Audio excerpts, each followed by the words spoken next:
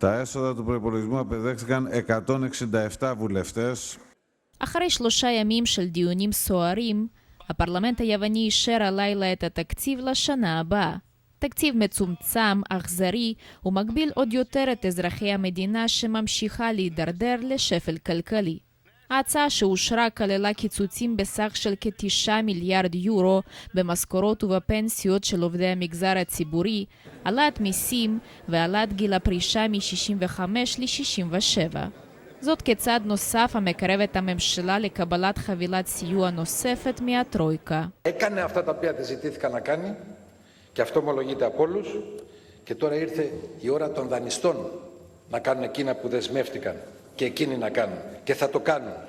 ראש הממשלה סמארס הבטיח כי ישתדל שזאת תהיה חבילת הקיצוצים האחרונה. באופוזיציה לא השתכנעו מכך.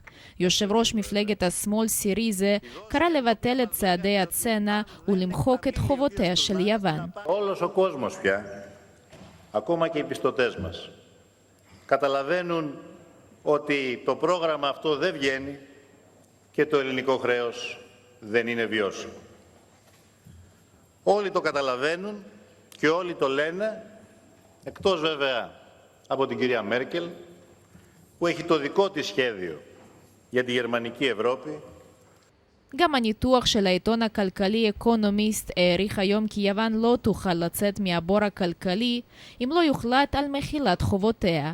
מרקל כמובן לא מוכנה לצעד זה, כיוון שהוא עלול לעורר זעם ציבורי כלפיה בתוך מדינתה. היום החלו הדיונים של שרי האוצר של האיחוד בעניין, אך הסיוע כפי הנראה יאושר רק בהמשך השבוע. Grèce est en train d'accomplir pas par pas ce à quoi nous nous attendions en termes d'obligations.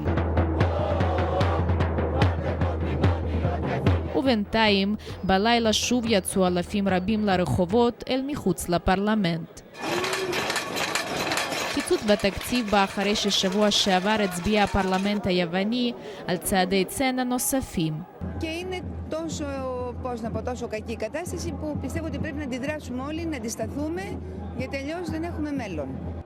השנה לפי הערכות החוב היווני צפוי להגיע ל-175% מהתמ"ג ובשנה הבאה ל-189%. זה גבוה בהרבה מהרמה הנחשבת לסבירה לקיום המדינה. ההחלטה כעת כפי הנראה בידי הנושים הבינלאומיים בלבד, כשלמעשה ללא סיוע אירופאי, יוון עלולה כבר בסוף השבוע הזה להיות חדלת פירעון.